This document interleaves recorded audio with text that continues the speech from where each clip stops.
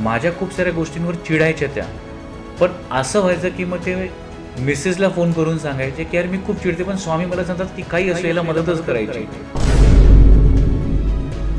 असं होणार आहे की तो अक्कलकोटला शिफ्ट होणार आहे. तर त्यावेळी बाकी लोक सांगायचे की अभिषेकचा एक वेगळा माज आहे, तो अक्कलकोटला जाऊ शकत नाही, कारण मागच्या 15 वर्षापासून तो सोलापूरला राहतो एसी हॉटेलमध्ये.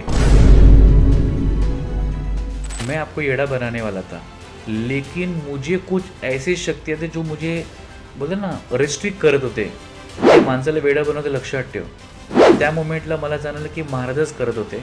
जायच्या आधी महाराजांनी हे सांगितलं की जेव्हा त्याचं देह घरात येईल, डोळ्यातून अश्रू काढायचं नाही. तू आई आहे, एकुलता एक मुलगा आहे, पण त्याचं तेवढंच प्रारब्ध आहे, आणि तू जर रडली, डोळ्यातून अश्रू काढलं, तर त्याला मोक्ष मिळणार नाही. ते माझी आज्ञा आहे.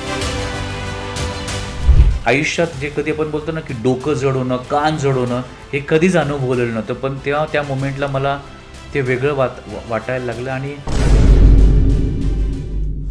एखाद्या व्यक्तीला वाटलं की मला आत्महत्या करायचं आहे, तो जर तिथे आला 10 मिनटं राहिला, नामस्मरण जरी नाही केलं, बाहेर पडताना तो आत्महत्येचा विचार 100% त्याच्यातून बाहेर पडलेला असणार, आणि त्याला एक वेगळी उमेद मिळेल. असं ते अद्भुत स्थान आहे जिथे महाराज बसायचे, आराम करायचे. अक्कलकोटला अदृश्य झालेले महाराज तिकडे यायचे.